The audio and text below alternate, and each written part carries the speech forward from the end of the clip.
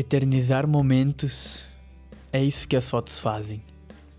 Isolam um recorte da vida e o colocam no álbum das memórias que prevalecem. Mas elas acompanham a pessoa apenas até o fim. O que é que ultrapassa o limiar do terreno? O que vai para a eternidade, para além disso? O que vale a pena fazer nessa vida que possa nos acompanhar para a eternidade?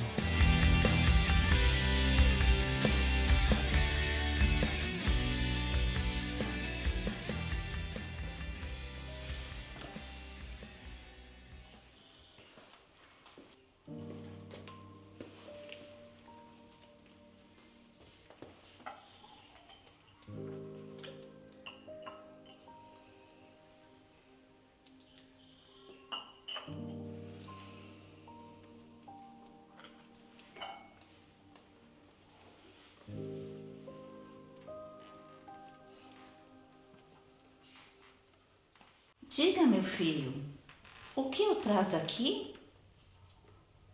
São as minhas inquietudes.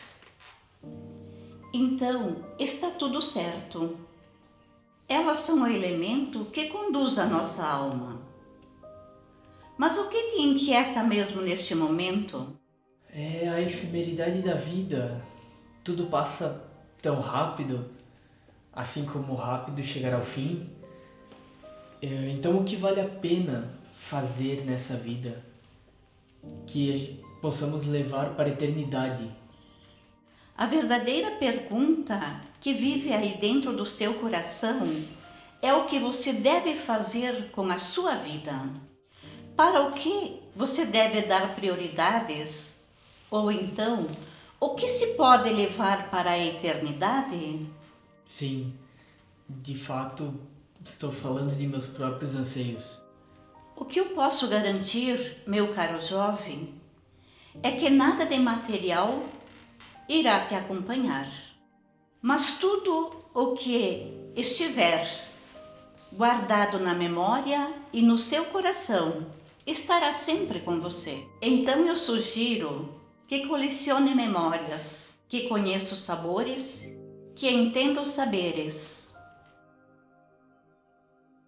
que navegue nas relações, e tudo isso você conseguirá conhecendo a sua própria história.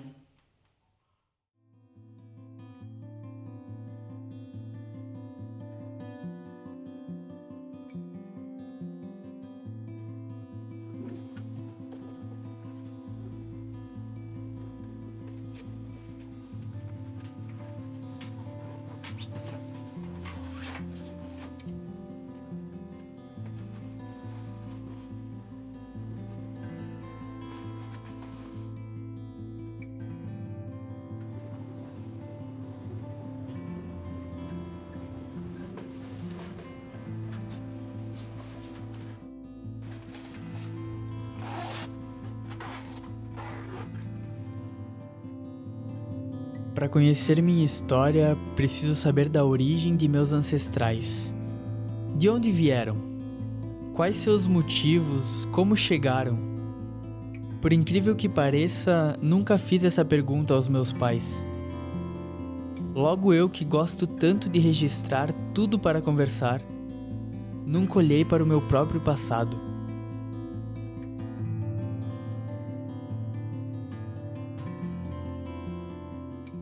Eu sou de origem italiana e eu gostaria de saber como os meus ancestrais chegaram até aqui, em Nova Bassano. Por que motivos eles vieram e o que eles encontraram quando chegaram aqui.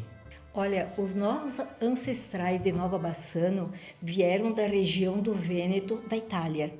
Eles tinham que se deslocar de vários lugares do Vêneto e se dirigirem para Gênova, onde o navio saía para o Brasil. E eles se entusiasmaram de vir porque havia propaganda do governo brasileiro na Itália que viessem ao Brasil porque o governo precisava de pessoas para trabalharem nos cafezais, porque recém tinham abolido a escravatura.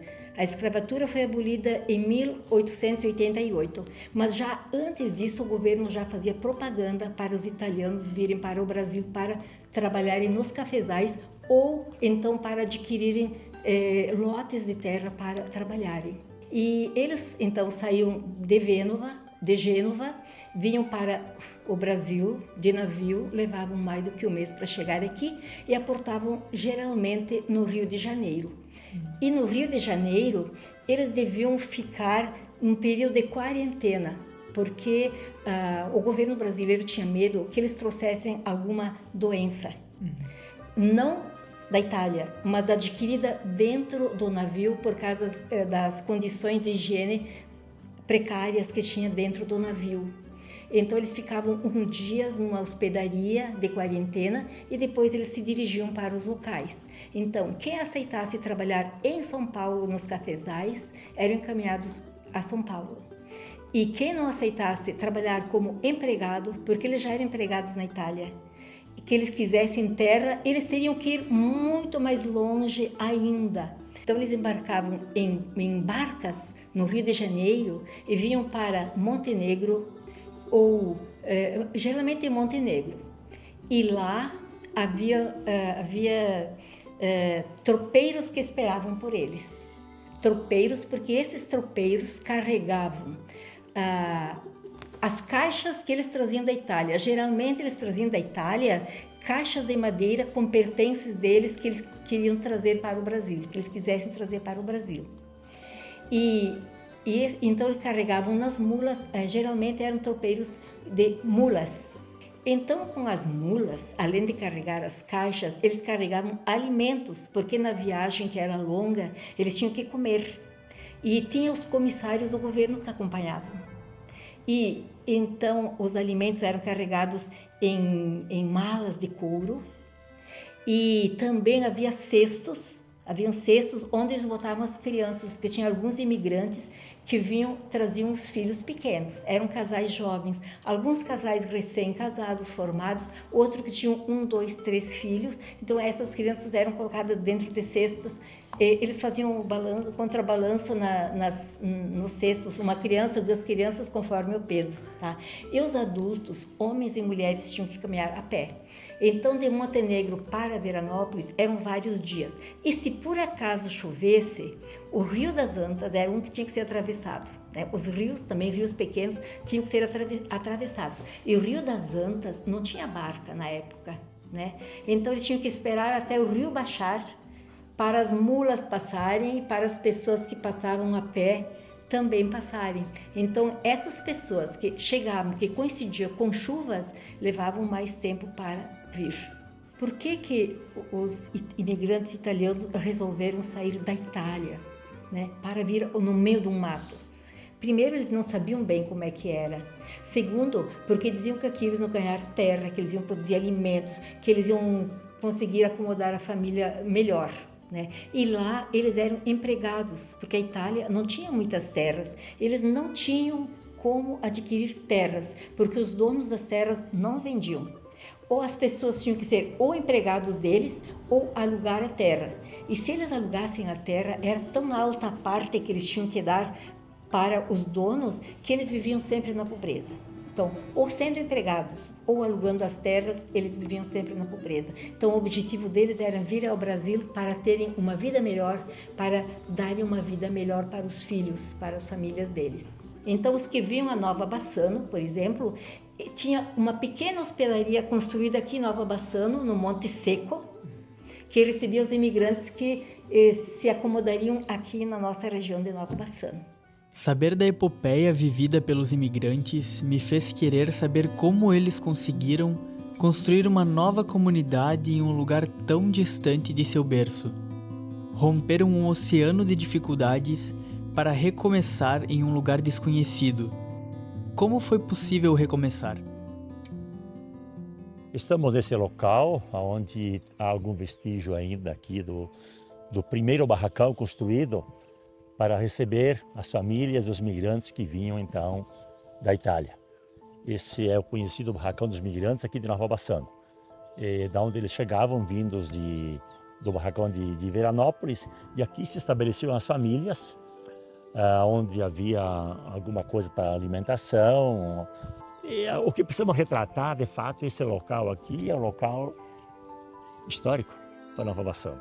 É o início de Nova Bassano. porque aqui as pessoas, aqui as famílias. E por que aqui? Entende-se que há um riacho aqui, que tinha água, entende-se que era uma passagem, né? E aí esse local foi onde acolhiam as pessoas. Algumas questões de subsistência aqui, enquanto os homens, quando aqui chegavam, a família aqui chegavam, os homens partiam no sentido oeste, para verificar então os lotes que estavam medidos e para tentar escolher um lote para depois alojar a família. Tentavam construir a sua choupana, né, um abrigo, e após então voltavam para cá no barracão que acolhia as pessoas para depois conduzir a família então para o local estabelecido. O primeiro ranchinho era feito de galhos de árvores cortados de pé e eles fechavam com palmeiras e cobriam e fechavam palmeiras. E de cama, eles também botavam galhos de árvores e enchiam de folhas para ficar a cama fofa e não dormirem no chão. Eles cobriam as casas com tabuinhas, as chamadas escandole, para evitar incêndios, porque eles cozinhavam as coisas nos fogolari, que chamavam os fogolari, né?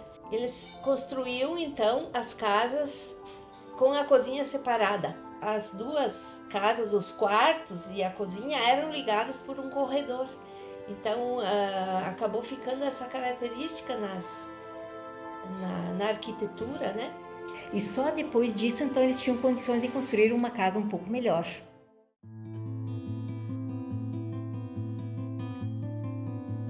Como é que se definiam os lotes? Obviamente que as pessoas escolhiam os lotes, mas temos conhecimento que em 1891 vieram para cá os primeiros imigrantes e foram se alojando nesses lotes, especialmente da linha 7ª e da linha 8ª.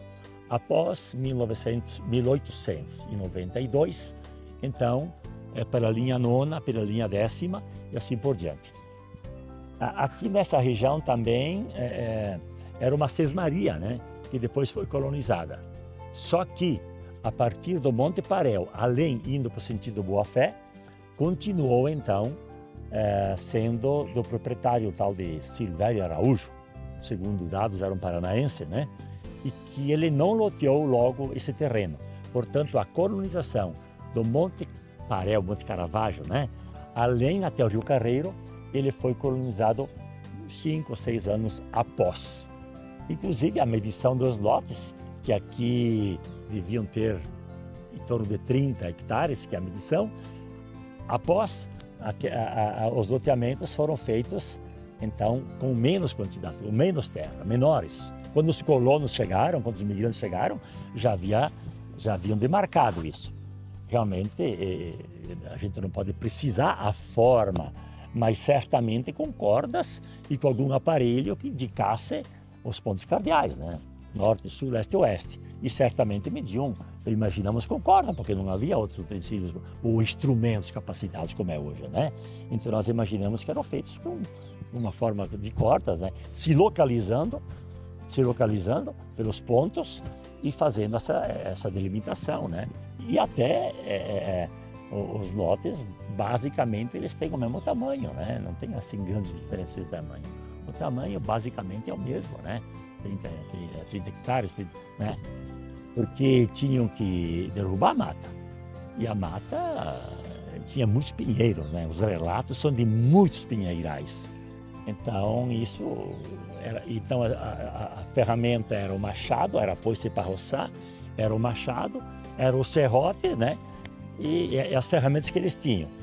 Alguns chegaram em lotes muito montanhosos, muito difícil acesso. No início achavam que aquilo era legal, mas depois entenderam que pelo relevo era muito difícil e muito complicado. Então acabavam abandonando aquele lote e buscando outro. E a locomoção, ela seguia mais ou menos encabeçando os lotes. Ela não fazia as curvas conforme era o relevo, conforme era o rio. Ela seguia, então eles cortavam mais ou menos em linha reta. em linha reta, por quê? Por causa dos lotes estando todos eles lindeiros, tudo junto, né? Aí, então, as estradas que ainda hoje nós conservamos aqui nas nossas linhas, elas estão estradas que têm as suas curvas, mas elas seguem as cabeceiras dos lotes. Por isso que nós enfrentamos muito morro também, sobe e desce ainda hoje aqui. Por quê? Porque a linha 8ª, ela tem lotes de um lado, tem lotes do outro. A linha 9ª tem lotes do lado, tem lotes do outro. Os agricultores pagavam? Tinham que pagar. Só que nos primeiros anos, eles não conseguiam pagar. Por quê? Porque a produção era impossível. Mal e mal para subsistência, na verdade. Então, não conseguiam retribuir, voltar o dinheiro para o governo. O governo facilitava a vinda, dava algumas ferramentas, dava alguma alimentação no início, mas era muito, muito difícil começar a plantar, produzir, porque tinha que derrubar, era mata virgem. Tinha que derrubar a mata, tinha que começar a plantar, queimar, isso tem um tempo. E o tempo também era pouca, a produtividade. Portanto, não havia condições, portanto, isso foi deixado para mais tempo, mais tarde, fazer o pagamento dos lotes. A alimentação básica, alguns alimentos, sabe-se que era muito farinha de milho, né? Porque após isso também há relatos de que quando começaram a produzir o milho, eles tinham que buscar o moinho era em Veranópolis. Eles tinham que fazer isso a pé, com o milho no lombo, né? Nas costas, ir ao moinho em Veranópolis e depois retornar com a farinha de milho, né? Aqui o governo fornecia alguma coisa, mas certamente trouxeram, não sei se mudas, não sei, né? Talvez pela dificuldade do transporte, pelo tempo, talvez fosse mais difícil. Mas sementes temos certeza que no bolso, ou na sacola, ou na mala, como queiram dizer, tem vindo algumas sementes de lá que também acabaram se multiplicando, né?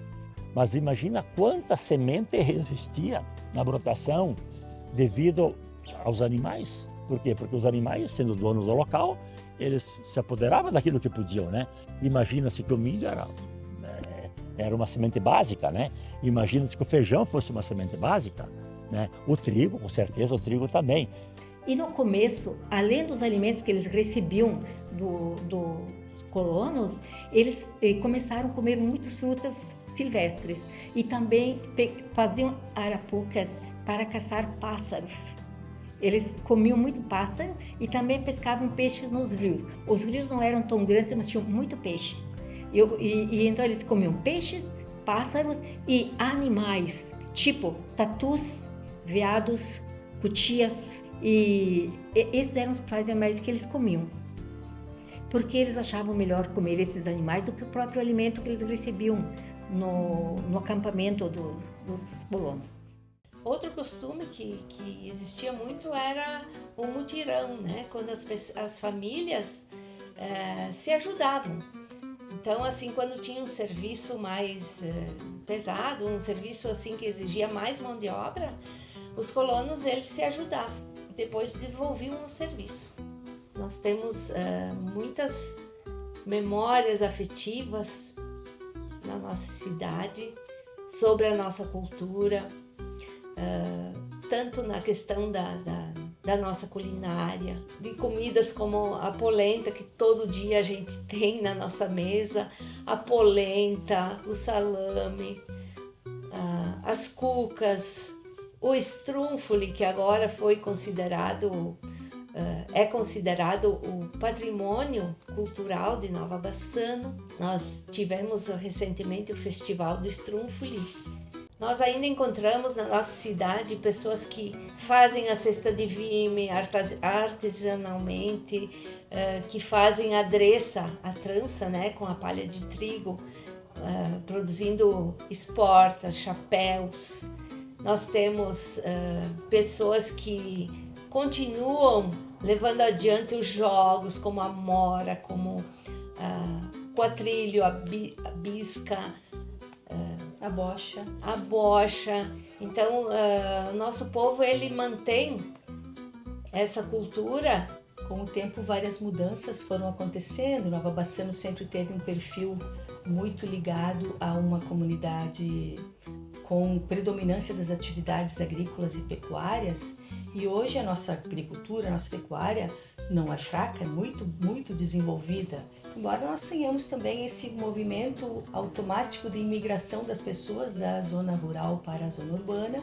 Se por um lado Nova Bassano continua ainda muito ligado às suas origens, né? Nós temos uma comunidade com uma cultura marcadamente de origem italiana, por outro lado nós vemos também mudanças na medida em que a chegada de novas famílias com outras origens culturais trazem novos elementos para a nossa população, né? Trazem uma diversidade cultural que também promove o sentimento de respeito, né? A essas diferenças e as contribuições que cada um tem para com o desenvolvimento do local, né?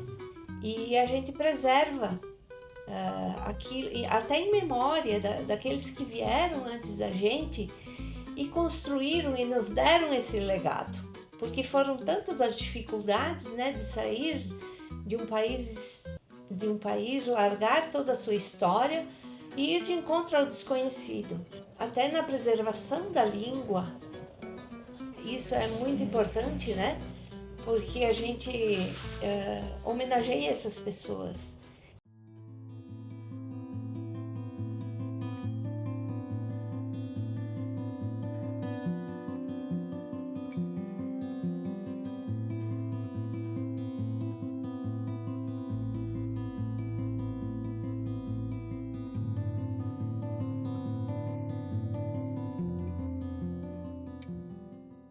Então, meu nome é Arlindo Bilibio, eu tenho 70 anos. Eu acho que a indústria metalúrgica em Nova Bassano, tudo começou com a história da Medabio. E a Medabio ela começou lá em 1967, tá?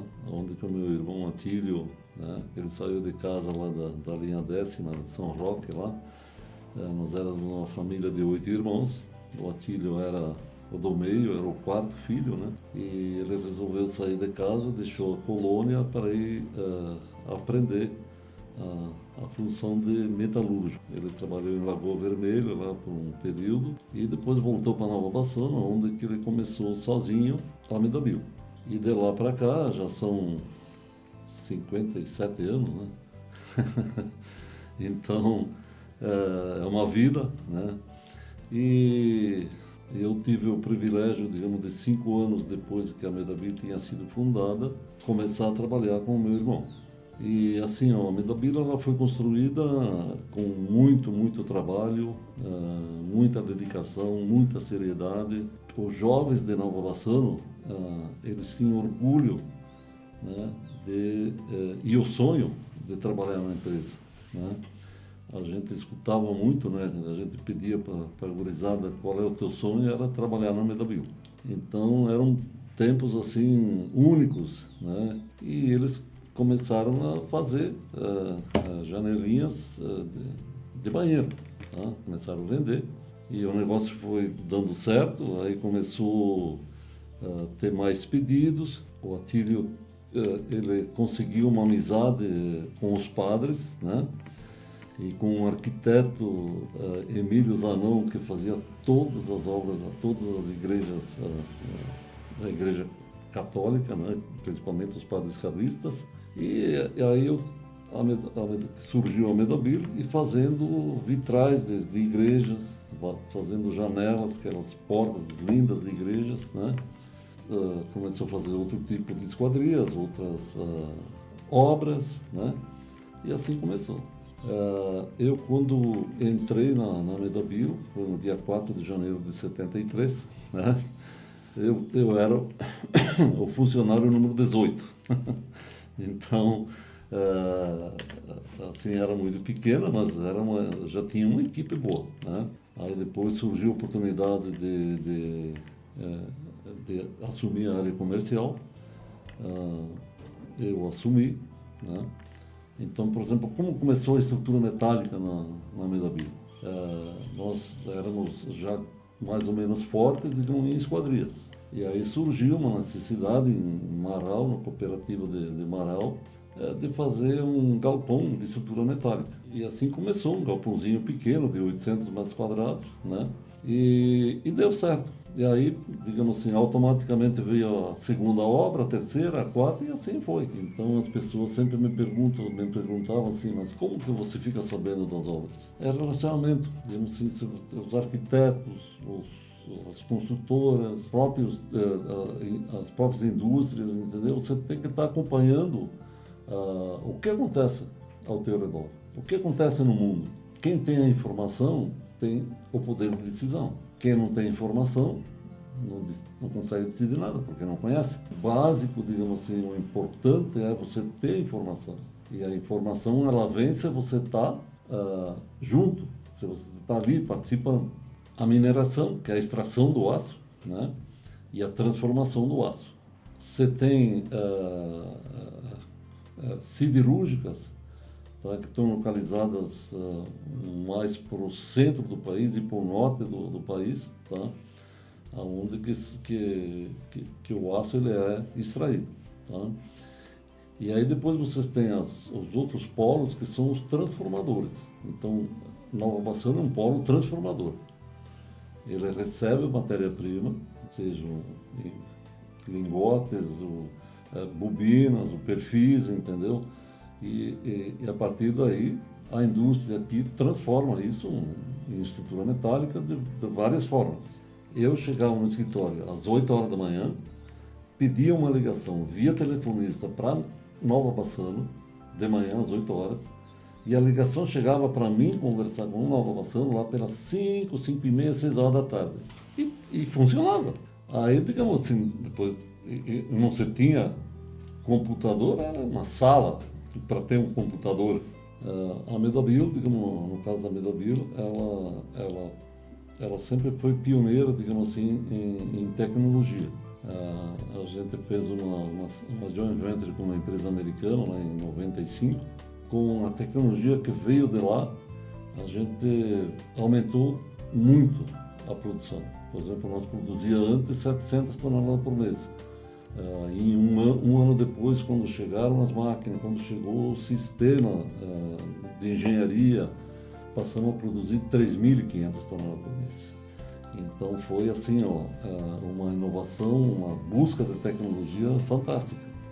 E a gente sempre foi buscando comprar equipamentos e sistemas os melhores que existiam no mundo. Então, assim, eu me sinto feliz, digamos assim, de ter participado desses momentos.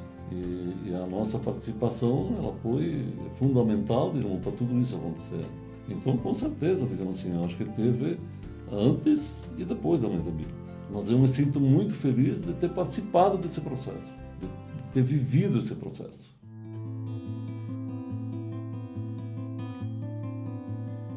A educação começou a ser nas famílias. Uma pessoa que sabia ler e escrever reunia na casa dela as crianças para ensinar a ler. Nas colônias, nas linhas, também sentiram a necessidade de organizar centros na colônia. Como aconteceu aqui na cidade, que formaram um centro, nas colônias também formaram um centro. Então começaram a construir uma capela, principalmente a capela. Primeira coisa a capela e logo também a escola. Né?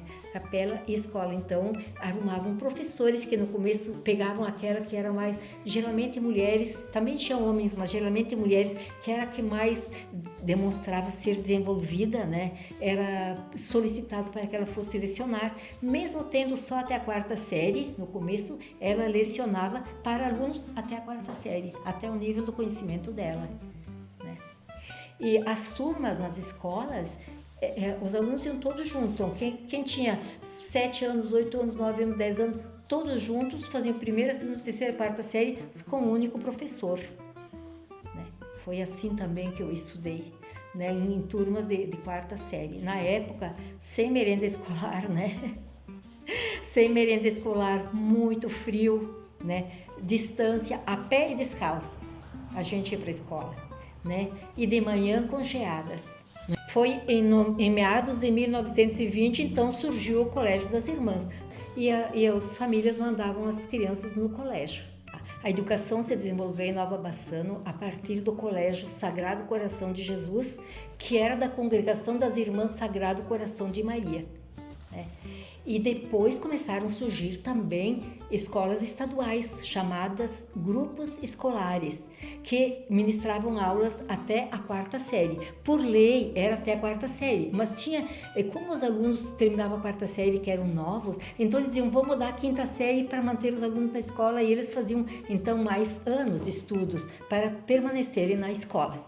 Então, isso até 1961, quando o padre Mário Bianchi teve a ideia de adquirir um terreno que era dos frigoríficos nacionais, eram do governo, administrados por um marafão, e na verdade era um frigorífico em forma de cooperativa que tinha fechado, e ele tinha assim muito terreno, eram 2 colônias de terra, e o padre Mário Bianchi, então, buscou o governo do estado para pedir recursos para adquirir essa terra, para abrir uma escola de preparação para o trabalho. A ideia era para que fosse uma escola agrícola. Depois, eles acharam melhor somente dar conhecimentos gerais e preparação para o trabalho, mas não foi uma escola agrícola como foram as outras escolas agrícolas que funcionaram no estado. Então eram dadas técnicas agrícolas, técnicas comerciais, técnicas industriais e técnicas domésticas e conhecimento geral, todas as disciplinas, língua portuguesa, história, geografia, matemática, ciências, línguas, como qualquer escola de ensino médio. Então a escola funcionou como ginásio, com o nome Ginásio Vocacional João 23, porque ele preparava para o trabalho. E vocacional porque não era só para a agricultura, era também para comércio, para a indústria, né? E para o lar, que na época a mulher era preparada ainda para o serviço de lar. Então elas aprendiam a costurar, a cozinhar, a fazer crochê, tricô, bordar, fazerem trabalhos domésticos. Bom, então as escolas, as técnicas agrícolas começaram a funcionar, na verdade, as aulas em 1962. E a escola foi adquirida, o terreno, em 1961. Tá? Mas foi somente no final de 63 e 64 que chegaram professores habilitados. Então a escola funcionou como ginásio. Vieram gente de várias regiões, de 11 municípios haviam estudantes aqui em Nova Bassano, porque era a única escola da região, né, aqui em Nova Bassano. Então vinha gente de Biraiara, de André da Rocha, do Paraí, do Araçá, né, até de Porto Alegre nós tínhamos alunos, de Veranópolis, né, e estudavam aqui. Vista Alegre. Meu nome é Gema Toniolo Petroli. Tenho 89 anos. No mês de março de 67, o senhor Felisberto Antônio Dalla Costa, que foi o primeiro prefeito do município, me convidou para eu assumir a Secretaria de Educação. A primeira providência que nós tomamos foi visitar todas as escolas para ver da necessidade e o que precisava e o que devia ser feito. E com o tempo, as escolas municipais, todas as escolas, também as estaduais, as professoras eram mestras, faxineiras e merendeiras também. E a merenda vinha em sacos enormes, acho que de 30 quilos, tinha trigo bulgur e proteína de soja, e tinha mais um outro produto que eu não recordo o nome, e as professoras tinham que levar de casa gordura, temperos, guisado e tudo que precisava para complementar a merenda. Tinha 22 municipais, não recordo se são 5 ou 7 estaduais. Sim, mas tinha muitos alunos, tinha quase 2 professores em quase todas tinham 2 professores, todas. E umas moravam na escola, porque tinha casinha anexa, e outras tinham que voltar para a cidade, e outras, então, no final de semana, algumas iam para casa, porque ficavam a semana aí. Depois, era difícil manter uma escola particular, porque muitos alunos queriam estudar, mas não tinham como contribuir para pagar todo aquele corpo docente. Então, se pensou de transformar essa escola em escola pública, né? E fechar a escola particular. Então, a única saída que se encontrou foi ir transformando o grupo escolar Courbachini, que lecionava até a 4ª série do primário e transformar em ginásio, e foi transformado em ginásio. Então os alunos do Colégio João 23 foram todos transferidos para o ginásio João 23. Depois, então, como pensaram de fazer um curso de nível colegial, que foi o curso normal, e o ginásio foi transformado, então, não mais em ginásio vocacional, mas em Colégio João 23, onde começou a funcionar o curso normal, onde todos os professores buscaram sua formação e começaram a trabalhar nas escolas municipais formados e fizeram concurso para o Estado e passavam. Eram muito bem preparados. Em 1972, o Grupo Escolar Courbacchini foi transformado... Não, ele já era uma escola estadual. Ele foi transformado, então, em ginásio. Mas, coincidentemente, quando a gente ia transformar o Grupo Escolar Courbacchini em ginásio, houve uma reforma do ensino, trocou a lei do ensino, que mudaram o sistema, assim, em ensino fundamental e ensino médio.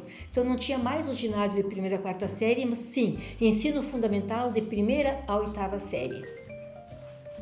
Então, na verdade, o Courbacchini não foi transformado em ginásio, foi transformado por causa da lei que estava mudando nesse ano em escola de 1º grau completo, de 1ª a 8ª série. E o curso normal, né? Então era uma escola de 2º grau, não era mais escola de ensino, curso de ensino médio, mas um curso de 2º grau.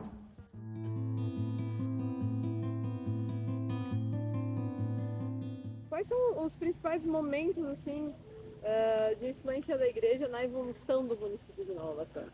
Olha, aqui praticamente o que começou, tudo começava pela igreja.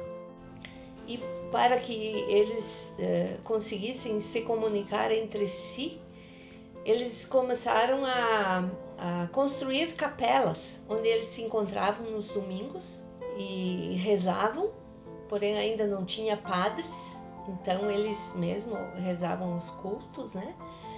E se encontravam lá também para jogar.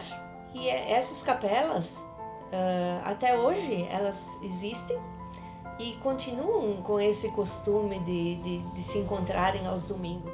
Um da 10ª tinha dinheiro e disse: eu vou pagar. E ele pagou a viagem e o padre Antônio Seganfredo veio.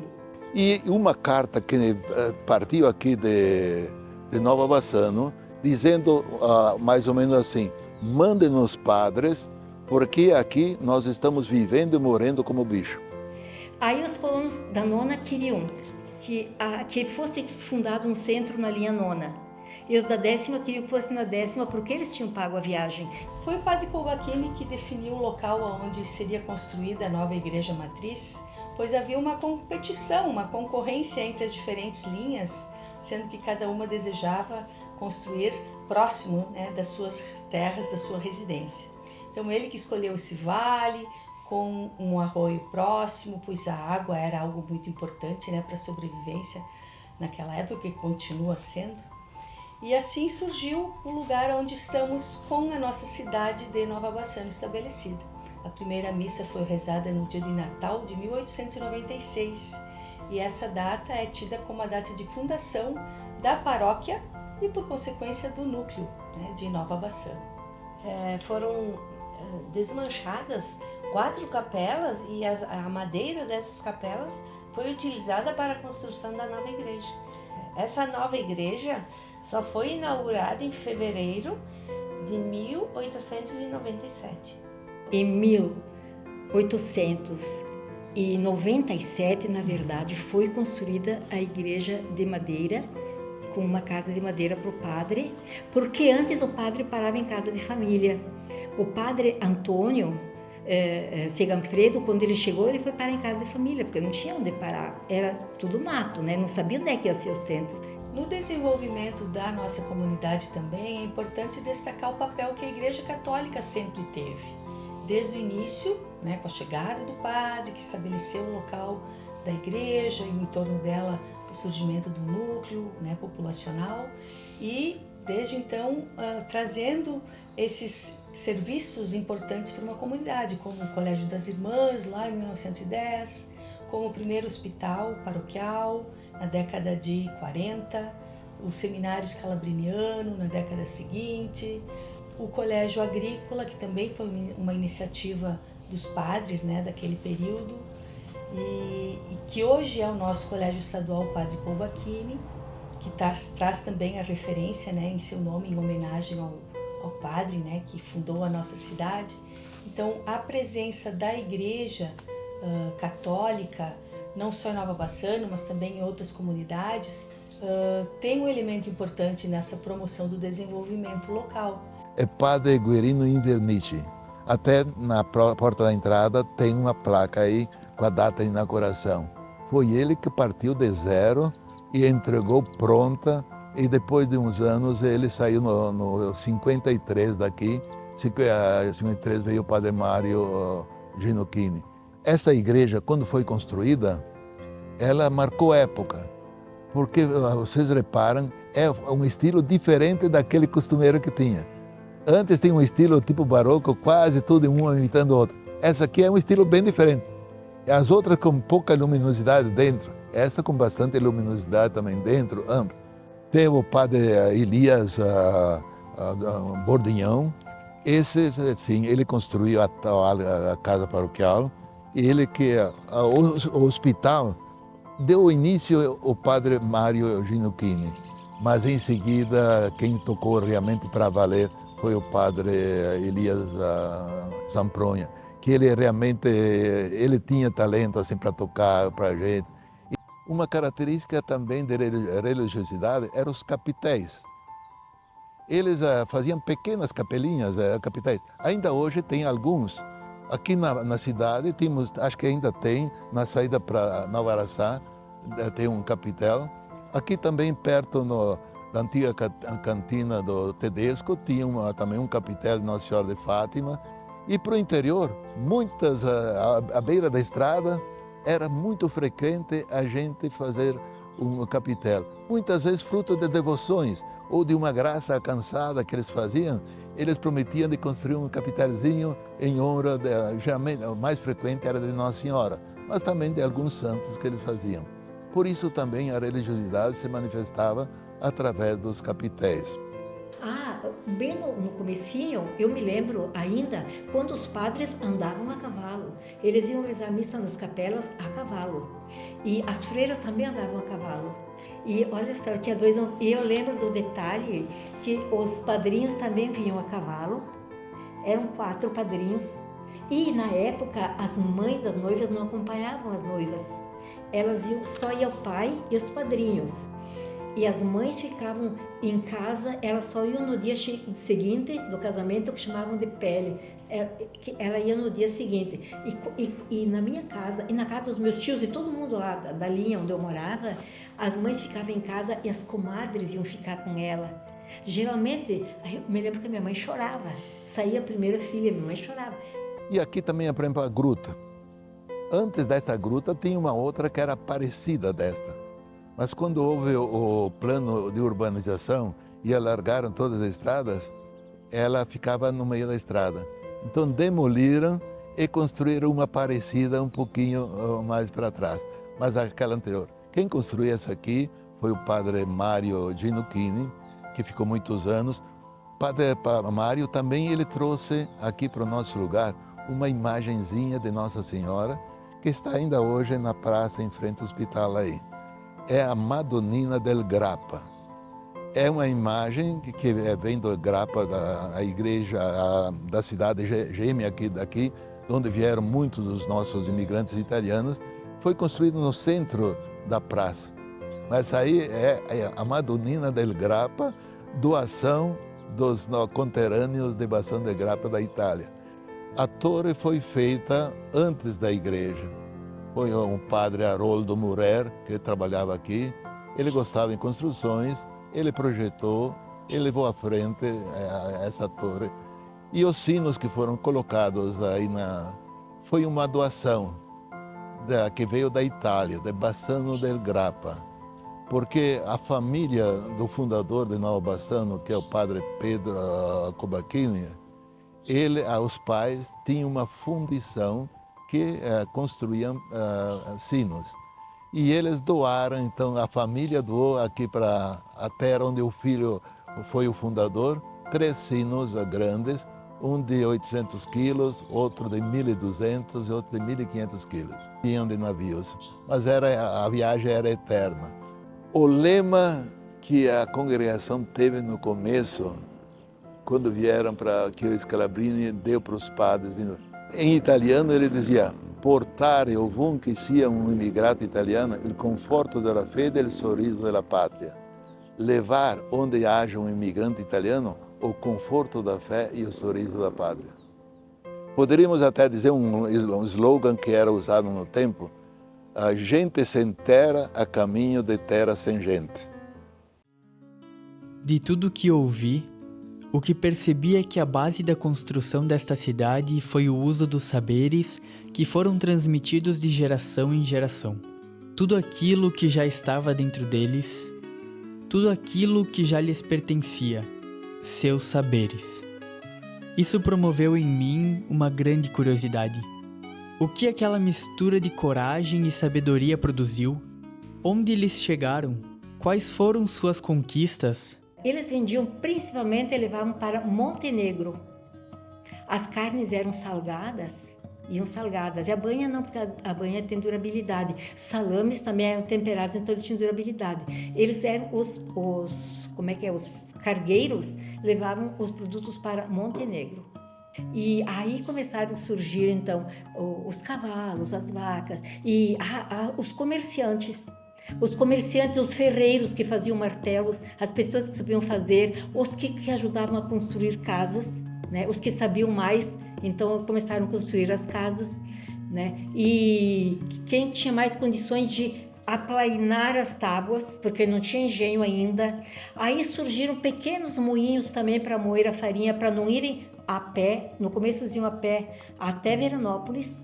E aí eles foram trabalhando e à medida que eles iam se reunindo, eles se organizaram. Então, uma pessoa fazia o comércio, uma pessoa ia vender os produtos.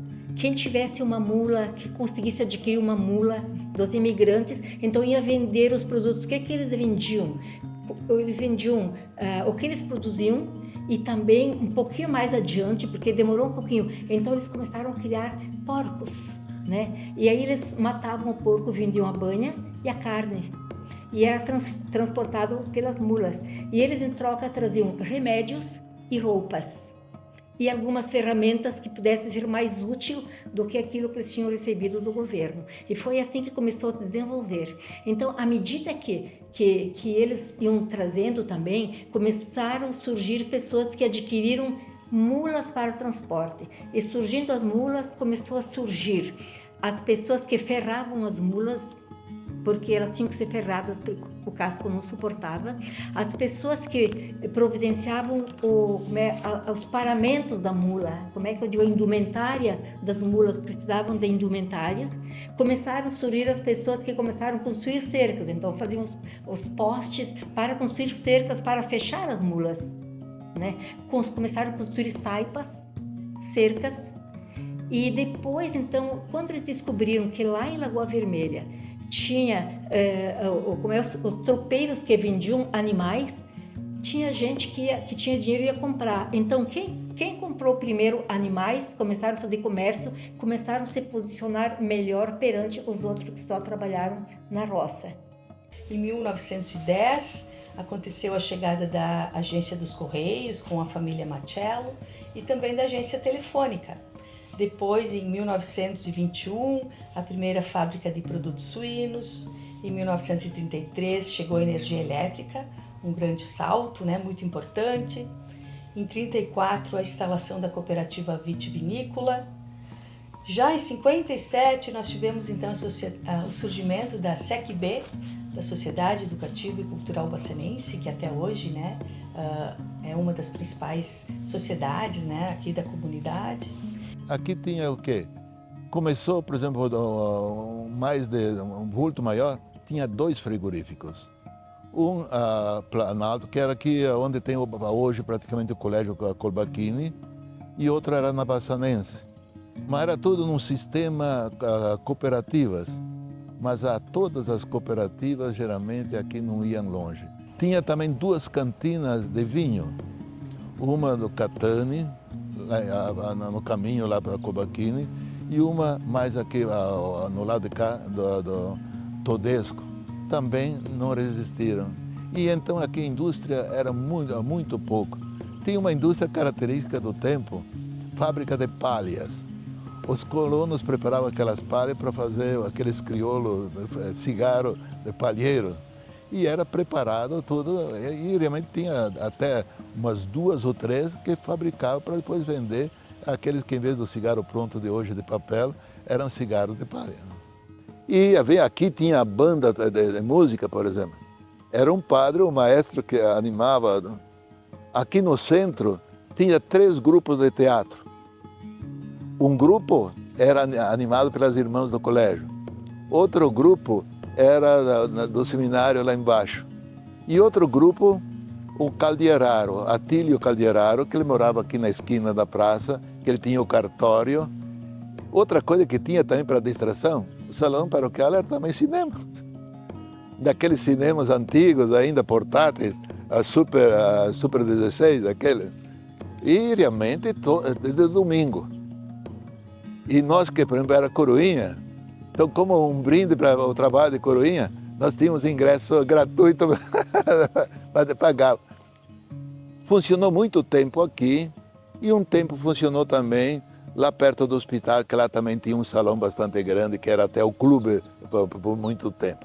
Inicialmente foi dado o nome de Bassano. Depois passou para Silva Paz, por causa dessa questão da proibição de falar o italiano durante a Segunda Guerra Mundial, que os 2 países, Brasil e Itália, tinham posições contrárias.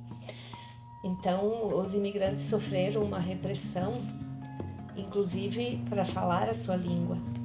Então, após esse nome Silva Paz, a comunidade, por consenso, decidiu então que se chamaria Nova Bassano. O nome da cidade de Nova Bassano tem origem com a figura do padre Colbachini, porque ele é considerado o fundador da cidade e ele era natural de Bassano del Grappa, na região do Vêneto da Itália. Então, no começo foi dado esse nome em homenagem à terra natal, não só do padre Pietro Colbachini, mas também de outros imigrantes que vieram da mesma localidade. Tanto que Nova Bassano e Bassano del Grappa assinaram o gemeládio mais antigo existente do Brasil, que foi assinado em 1957. Na época, Nova Bassano ainda era o 2º distrito de Nova Prata. E o padre Mário Dinocchini, pároco, né, que foi à Itália, e lá selaram esse acordo. E em 1964, Nova Bassano se emancipou de Nova Prata. E o principal motivo por que Nova Bassano se emancipou é porque aqui em Nova Bassano nós tínhamos um frigorífico bassanense, nós tínhamos um hospital e nós tínhamos um colégio, um ginásio. A partir daí, novas instituições foram surgindo, novos serviços, né?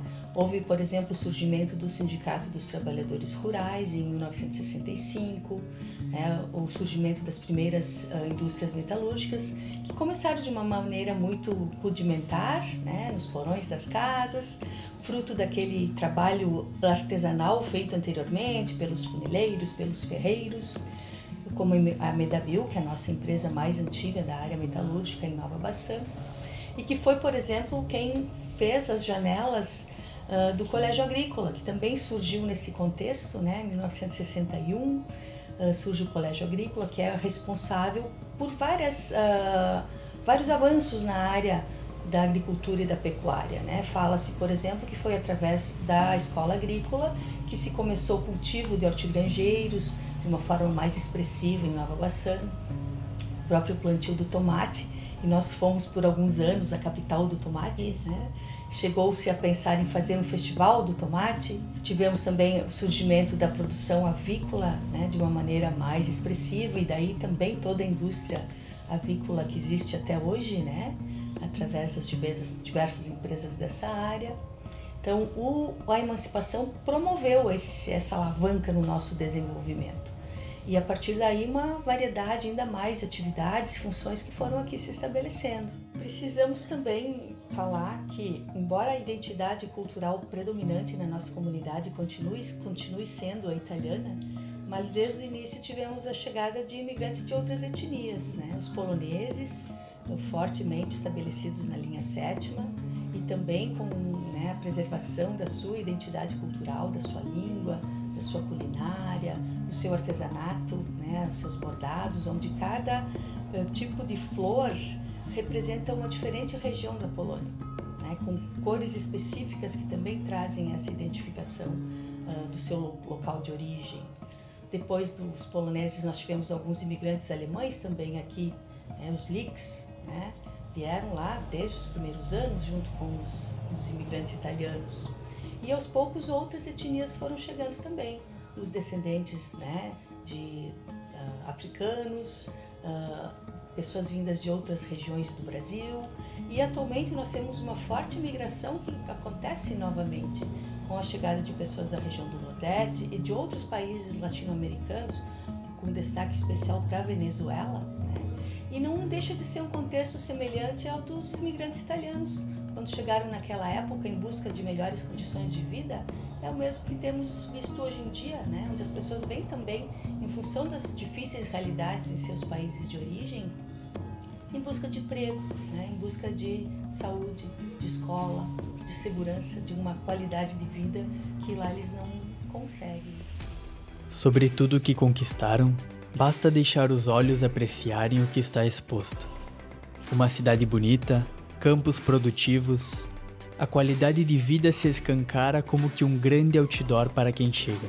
Pensar que cada imigrante, de cada etnia, saiu de seu país com um motivo principal: superar a fome. Vieram aqui para superar e junto com eles vieram seus sabores. E é neles que quero viajar.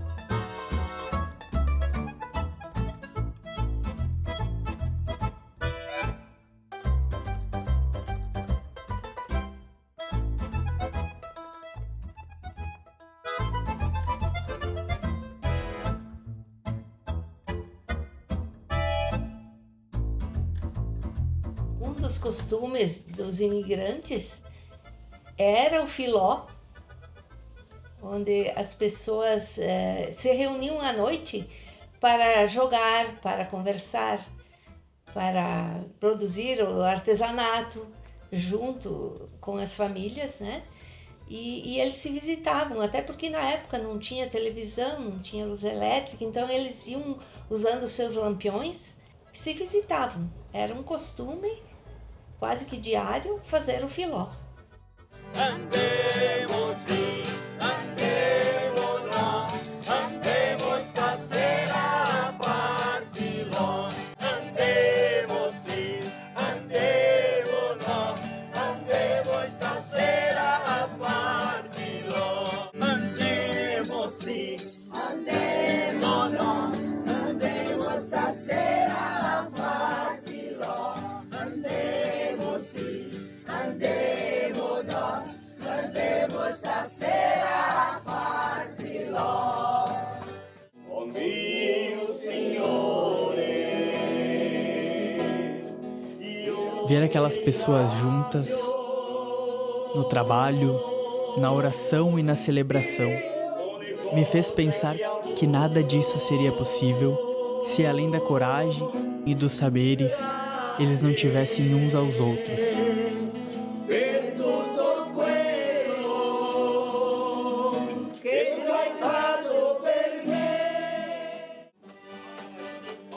Se não houvesse a mão do outro ajudando a preparar a madeira, se não houvesse a mão do outro ajudando a arar a terra, a colocar a semente, a construir a estrada, a ensinar o alfabeto, a mostrar a oração.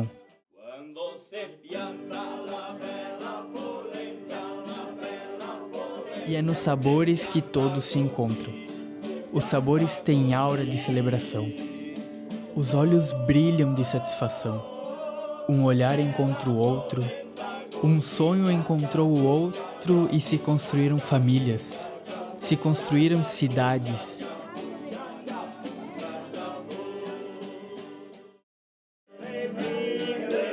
Foram as mãos dadas, a relação entre o sonho de cada um que venceram esta jornada. As relações constroem a vitória.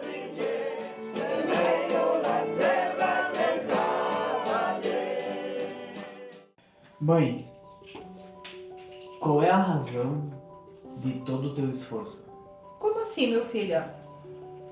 Tu se esforça tanto para cuidar de tudo, da gente, da casa, do trabalho. De que serve isso? Se você pudesse resumir todo esse meu esforço, todo esse meu trabalho em uma palavra, qual seria? Tu se esforça para cuidar de tudo que está ao teu redor. Que bom que deu certo. O que deu certo?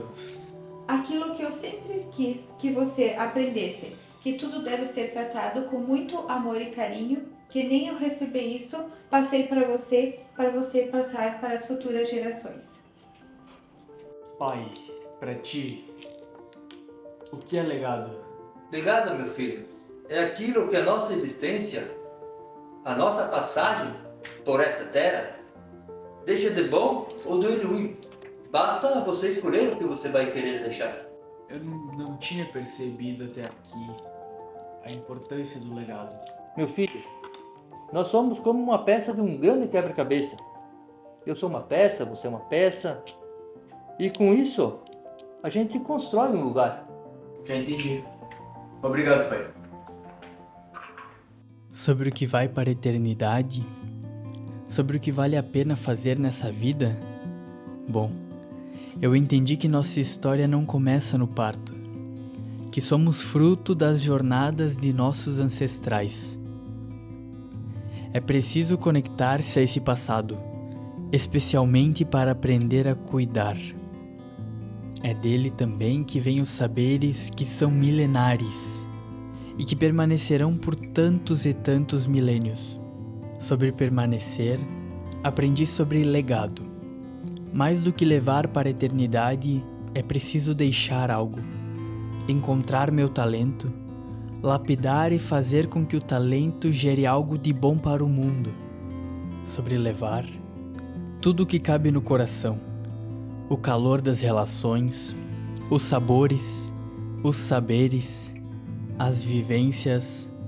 Ainda sobre a eternidade, ela se constrói no presente e é chegada a hora de construir a minha história.